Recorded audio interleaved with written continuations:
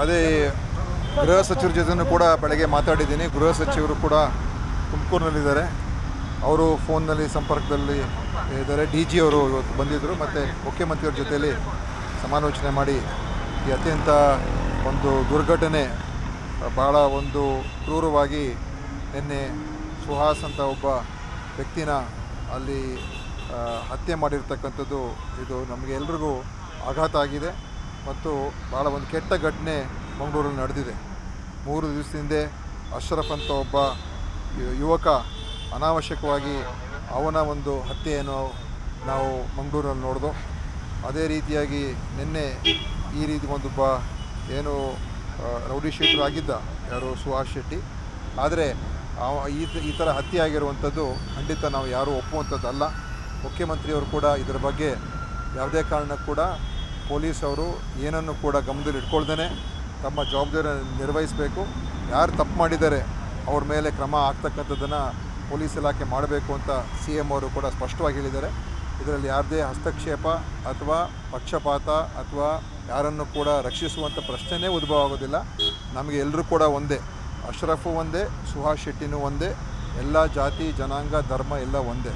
ಯಾರು ತಪ್ಪು ಮಾಡ್ತಾರೆ ಅವ್ರಿಗೆ ಶಿಕ್ಷೆ ಆಗಬೇಕು. ಯಾರು ಇದರಲ್ಲಿ ಯಾರ ಕೈವಾಡ ಇದೆ ಅದನ್ನು ಪತ್ತೆ ಹಚ್ಚಬೇಕು.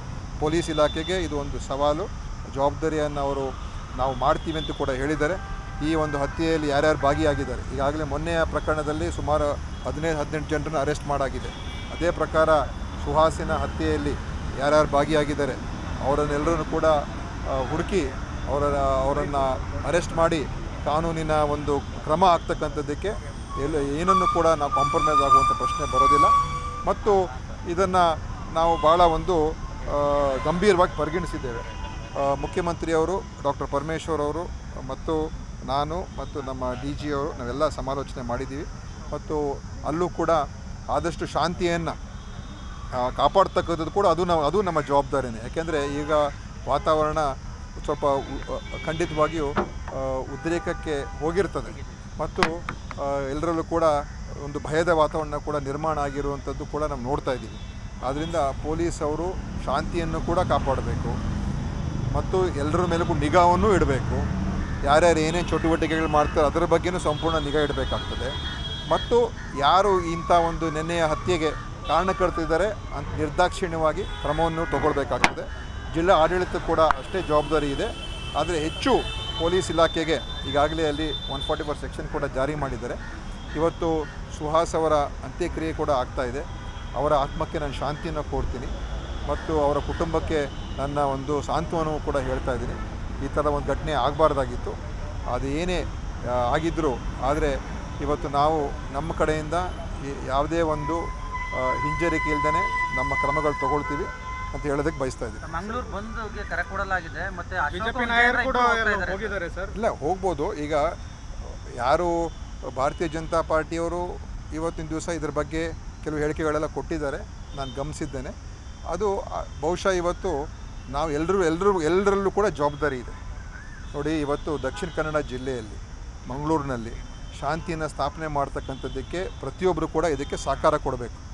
ಭಾರತೀಯ ಜನತಾ ಪಕ್ಷ ಒಂದು ಜವಾಬ್ದಾರಿತ ಪಕ್ಷ ಅಂತ ನಾನು ಅಂದ್ಕೊಂಡಿದ್ದೇನೆ ಮತ್ತು ಅವ್ರ ಮುಖಂಡರುಗಳು ಕೂಡ ಅದೇ ರೀತಿಯಾಗಿ ವರ್ತಿಸಬೇಕು ಅಂತ ನಾನು ಮನವಿ ಮಾಡ್ತೀನಿ. ಅಲ್ಲಿ ಹೋಗಿ ಇನ್ನೂ ಇದಕ್ಕೆ ಬೆಂಕಿಯನ್ನು ಹಚ್ಚುವಂಥ ಕೆಲಸ, ಬೆಂಕಿಗೆ ತುಪ್ಪ ಸುರಿಯುವಂಥ ಕೆಲಸ ಆಗಬಾರ್ದು. ಯಾಕೆಂದರೆ ಒಂದು ಜವಾಬ್ದಾರಿತ ಪಕ್ಷ. ಅಶ್ರಫು ಒಂದೇ, ಸುಹಾಸ್ ಶೆಟ್ಟಿನೂ ಒಂದೇ, ಎಲ್ಲರೂ ಅವ್ರ ಮನುಷ್ಯರೇ. ಈಗ ಅಶ್ರಫಿನ ವಿಚಾರದ ಬಗ್ಗೆ ಅವ್ರು ಯಾಕೆ ಮಾತಾಡಲಿಲ್ಲ ನನಗೆ ಇನ್ನೂ ಗೊತ್ತಾಗೋದಿಲ್ಲ. ಯಾಕೆಂದರೆ ಅವರು ಮುಸ್ಲಿಮ ಅಂತ ಹೇಳಿದ ತಕ್ಷಣ ಅವ್ರ ಬಗ್ಗೆ ಮಾತಾಡೋದಿಲ್ವ BJP ಅವರು? ಅದು ಸರಿಯಲ್ಲ. ಹಿಂದೂ ಆಗಿರ್ಬೋದು, ಮುಸ್ಲಿಮ್ ಆಗಿರ್ಬೋದು, ಕ್ರಿಶ್ಚಿಯನ್ ಆಗಿರ್ಬೋದು, ಯಾರು ತಪ್ಪಾಗಿದ್ದರೂ ಅವ್ರ ಮೇಲೆ ಕ್ರಮ ಆಗ್ತಕ್ಕಂಥದ್ದಕ್ಕೆ ನಾವೆಲ್ಲರೂ ಒಂದಾಗಿ ಕೆಲಸ ಮಾಡಬೇಕು. ಇವತ್ತು ದಕ್ಷಿಣ ಕನ್ನಡ ಜಿಲ್ಲೆಯಲ್ಲಿ ಇದನ್ನು ನಾವು ಎಚ್ಚರಿಕೆಯಿಂದ ಹೆಜ್ಜೆ ಇಡಬೇಕಾಗ್ತದೆ. ನನ್ನ ಮನವಿ BJPಯ ಮುಖಂಡರುಗಳು, ಸಂಘ ಪರಿವಾರದವ್ರಿಗೆ, ಅವ್ರಿಗೂ ಕೂಡ ನಾನು ಹೇಳ್ತಾ ಇದ್ದೀನಿ ಮತ್ತು ಬೇರೆಯವ್ರಿಗೂ ಕೂಡ, ಅದು SDPI ಏನೇ ಇರ್ಬೋದು, ಇನ್ನೊಂದು ಬೇರೆ ಸಂಘಟನೆಗಳು ಕೂಡ ಇರ್ಬೋದು. ನೀವು ಎಲ್ಲರೂ ಈ ವಿಷಯದ ಬಂದಾಗೀಗ ನಾವೆಲ್ಲರೂ ಇದರ ಬಗ್ಗೆ ಆಲೋಚನೆ ಮಾಡಬೇಕಾಗ್ತದೆ. ಮುಂದಿನ ಭವಿಷ್ಯ ಏನು, ಇದರಿಂದ ಯಾರಿಗೆ ತೊಂದರೆ ಆಗುವಂಥದ್ದು, ಜಿಲ್ಲೆಯ ಅಭಿವೃದ್ಧಿ ವಿಚಾರನೂ ಕೂಡ ಇದೆ, ಸಾಮಾನ್ಯ ಜನರ ಬದುಕಿನ ವಿಚಾರ ಇದೆ ಮತ್ತು ಶಾಂತಿಯನ್ನು ಸ್ಥಾಪನೆ ಮಾಡ್ತಕ್ಕಂಥ ಎಲ್ಲರ ಒಂದು ನಾವೆಲ್ಲರೂ ಕೈ ಜೋಡಿಸ್ಬೇಕಾಗ್ತದೆ. ಇಂಥ ಶಕ್ತಿಗಳು ಯಾರಿದ್ದಾರೆ, ಯಾರು ಇಂಥ ಘಟನೆಗಳಲ್ಲಿ ಭಾಗಿಯಾಗ್ತಾರೆ, ಇಂಥ ಕೃತ್ಯಗಳು ಮಾಡ್ತಾರೆ, ಅಂಥವ್ರ ಮೇಲೆ ನಾವು ಯಾವುದನ್ನು ಕೂಡ ನೋಡದೇ ನಾವು ಖಂಡಿತವಾಗಿ ಕ್ರಮ ತಗೊಳ್ತೀವಿ. ಅದರಲ್ಲಿ ಅವರು ಸಹಕಾರ ಕೊಡಬೇಕು. ಸೊ ನನ್ನ ಮನವಿ ಬಿ ಜೆ ಪಿಯವ್ರ ಮುಖಂಡರುಗಳಲ್ಲಿ ದಯವಿಟ್ಟು ನೀವು ಇದನ್ನು ತಮ್ಮ ಮಾತುಗಳು ಏನೇ ಇರಲಿ, ತಮಗೂ ನೋವಾಗಿರ್ಬೋದು, ನಿಮ್ಮ ಪಕ್ಷದ ಒಬ್ಬ ಕಾರ್ಯಕರ್ತ ಅಥವಾ ನಿಮ್ಮ ಪಕ್ಷದವರಾಗಿರ್ಬೋದು, ಆದರೂ ಕೂಡ ಆ ಇನ್ಸಿಡೆಂಟು ಅದ್ರ ಬಗ್ಗೆ ಪೂರ್ತಿ ವಿಶ್ಲೇಷಣೆ ಈಗ ನಾನು ಮಾಡೋಕ್ಕೆ ಹೋಗೋದಿಲ್ಲ. ಯಾಕಂದರೆ ಪೊಲೀಸವರು ಅದ್ರ ಬಗ್ಗೆ ತನಿಖೆ ಮಾಡ್ತಾರೆ, ಯಾರಿದ್ದಾರೆ, ಏನು ಕಾರಣ ಅಂತ. ಅವರು ಒಂದು ಆರೋಪಿನೇ, ಅವರು ಹಿಂದೆ ಎಲ್ಲ ಮರ್ಡರ್ ಕೇಸಲ್ಲಿ ಇರುವಂಥ ಒಬ್ಬ ವ್ಯಕ್ತಿ. ಸೊ ಇಂಥ ಎಲ್ಲ ಘಟನೆಗಳಿದೆ. ಆದ್ದರಿಂದ ಇದನ್ನು ಸೂಕ್ಷ್ಮವಾಗಿ ಗಮನಿಸಿ ನಾವು ಎಲ್ಲರೂ ಇದರ ಬಗ್ಗೆ ಹೆಜ್ಜೆ ಇಡಬೇಕಾಗ್ತದೆ.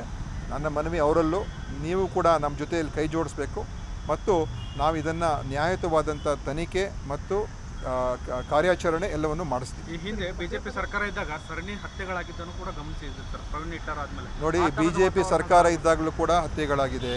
ಅದ್ರ ಹಿಂದೆ ನಮ್ಮ ಸರ್ಕಾರ ಇದ್ದಾಗ ಹತ್ಯೆ ಆಗಿದೆ. ಅದ್ರ ಹಿಂದೆ ಬಿಜೆಪಿಗೆ ಸರ್ಕಾರ ಇದ್ದಾಗ ಹತ್ಯೆ ಆಗಿದೆ. ಇದೇನು ಒಂದು ಪಕ್ಷಕ್ಕೆ ಸರ್ಕಾರಕ್ಕೆ ಸೀಮಿತ ಅಲ್ಲ. ಅಲ್ಲಿರುವಂಥ ಒಂದು ವೈಷಮ್ಯದ ವಾತಾವರಣ, ಕೋಮು ಭಾವನೆಗಳನ್ನು ಕೆರಳಿಸಿ ಒಬ್ಬರ ಮೇಲೊಬ್ಬರು ಇದನ್ನು ಬೆಳೆಸ್ಕೊಂಡು ಹೋಗ್ತಕ್ಕಂಥ ಒಂದು ಸನ್ನಿವೇಶ ವಿಶೇಷವಾಗಿ ಕರಾವಳಿಯ ಜಿಲ್ಲೆಗಳಲ್ಲಿ ಇರುವಂಥದ್ದು. ಅದರ ಬಗ್ಗೆ ಇದು ಇಡೀ ರಾಜ್ಯಕ್ಕೆ, ದೇಶಕ್ಕೆ ಗೊತ್ತಿರುವಂಥ ವಿಷಯ.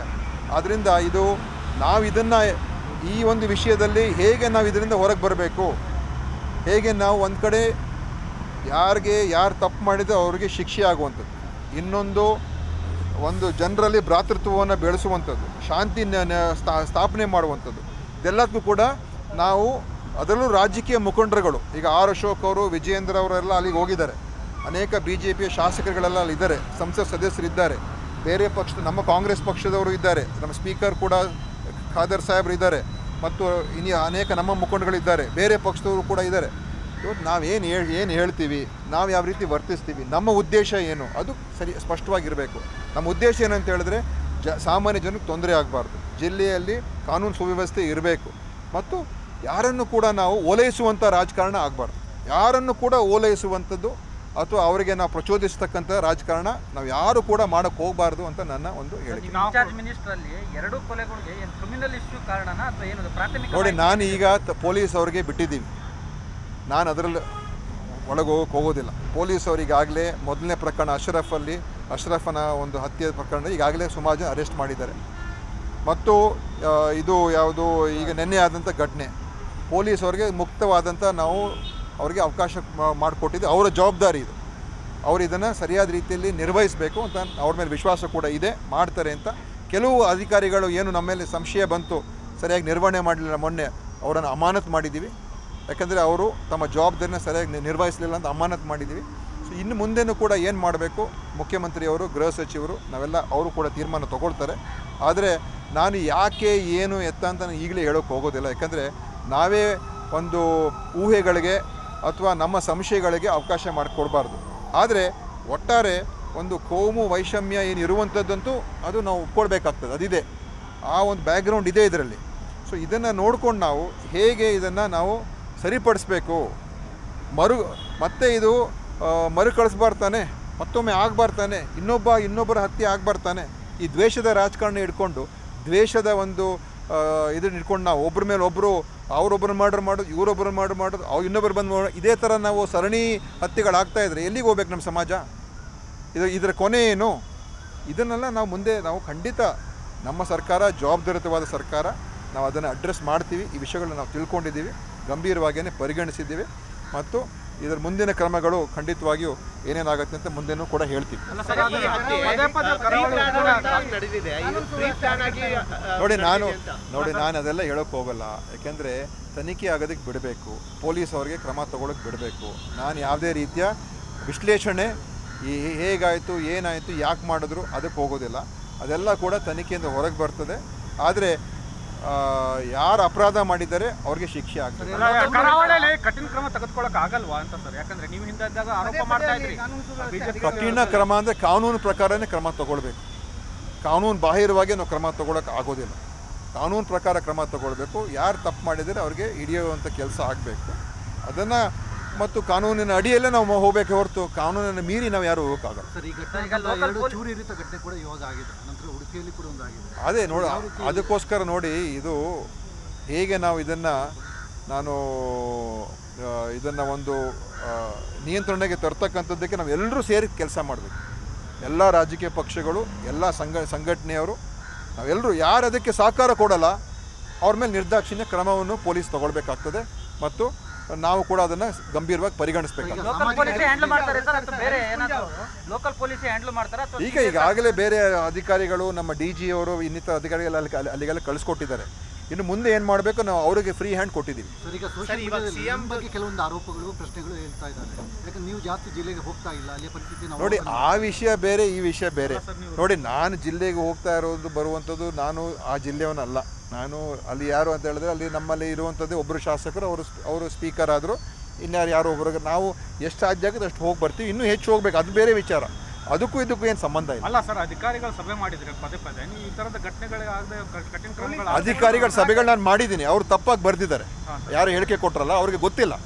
ನಾನು ಪೊಲೀಸವ್ರ ಜೊತೆ ಸಭೆ ಮಾಡಿದ್ದೀನಿ, ಡ್ರಗ್ಸ್ ಮಾಫಿಯಾ ಕಂಟ್ರೋಲ್ ಮಾಡಬೇಕು ಅಂತ ಮಾಡಿದ್ದೀನಿ, ಮೈನ್ಸಿನ ಏನು ಸ್ಯಾಂಡ್ ಮೈನಿಂಗ್ ಬಗ್ಗೆನೂ ಸಭೆ ಮಾಡಿದ್ದೀನಿ. ಇದೆಲ್ಲ ಈ ಥರದ್ದೆಲ್ಲದ ಬಗ್ಗೆ ಹೆಚ್ಚಿನ ನೀವು ಗಮನ ಇಟ್ಕೊಳ್ಬೇಕು ಅಂತಲೂ ಕೂಡ ನಾನು 2-3 ಸಭೆಗಳು ಪೊಲೀಸ್ ಇಲಾಖೆಯವ್ರ ಜೊತೆ ಮಾಡಿದ್ದೀನಿ ಮತ್ತು ಅವ್ರ ಜೊತೆ ಚರ್ಚೆನೂ ಮಾಡಿದ್ದೀವಿ. ಸೊ ಸುಮ್ಮನೆ ಈ ಸಂದರ್ಭದಲ್ಲಿ ಏನೋ ಹೇಳಿಬಿಟ್ರೆ ಅದು ನಾನು ಒಪ್ಕೊಳ್ಳೋಕ್ಕೆ ಸಾಧ್ಯ ಇಲ್ಲ. ಆದರೆ ಖಂಡಿತ ಇದು ನಮ್ಮ ಜವಾಬ್ದಾರಿ ಇದೆ, ನನ್ನ ಜವಾಬ್ದಾರಿ ಇಲ್ಲ ಅಂತ ನಾನು ಹೇಳೋಕ್ಕೆ ಹೋಗೋದಿಲ್ಲ. ನಾವು ಕೂಡ ಇದರಲ್ಲಿ ಈಗ ಇಂಥ ಘಟನೆಗಳಾದಾಗ ನಾವು ಮುಂದೆ ನಿಂತ್ಕೊಂಡು ಇದನ್ನು ಒಂದು ವ್ಯವಸ್ಥಿತವಾದ ರೀತಿಯಲ್ಲಿ ಸರ್ಕಾರ ಕೂಡ ಎಲ್ಲರಲ್ಲೂ ಕೂಡ ವಿಶ್ವಾಸ ಬರುವಂಥ ರೀತಿಯಲ್ಲಿ ನಾವು ಕೆಲಸ ಮಾಡಬೇಕು. ಎಲ್ಲ ವರ್ಗದ ಜನ, ಎಲ್ಲ ಧರ್ಮದ ಜನರ ಜೊತೆನೂ ಕೂಡ ನಾವು ಅವ್ರ ಜೊತೆ ನಾವು ಇದ್ದೇವೆ, ವಿಶ್ವಾಸ ಬರುವಂಥ ರೀತಿಯಲ್ಲಿ ನಾವು ಕೆಲಸ ಮಾಡಬೇಕು. ನೋಡಿ, ನಾನು ಅದನ್ನು ಹೇಳೋಕ್ಕೆ ಹೋಗೋದಿಲ್ಲ. ಏನು ಕಾರಣ, ಹೇಗೆ, ಅದೆಲ್ಲ ಗೊತ್ತಾಗಲಿ. ಯಾರೀಗ ನನಗೆ ವಿಶ್ವಾಸ ಇದೆ ಸುಹಾಸ್ ಅವ್ರನ್ನ ಹತ್ಯೆ ಮಾಡಿರೋನ್ನ ಪೊಲೀಸವರು ಆದಷ್ಟು ಶೀಘ್ರದಲ್ಲಿ ಹಿಡಿದಾಕ್ತಾರೆ ಅಂತ. ಸೊ ಅವ್ರ ತನಿಖೆಯನ್ನು ಆದ ನಂತರ ಅದರ ಕಾರಣ ಏನು ಅದೆಲ್ಲ ಕೂಡ ಗೊತ್ತಾಗ್ತದೆ. ಸೊ ನಾನು ಅದ್ರ ಬಗ್ಗೆ ಇಷ್ಟು ಬೇಗ ಎಲ್ಲವನ್ನೂ ಹೇಳೋಕ್ಕಾಗೋದಿಲ್ಲ.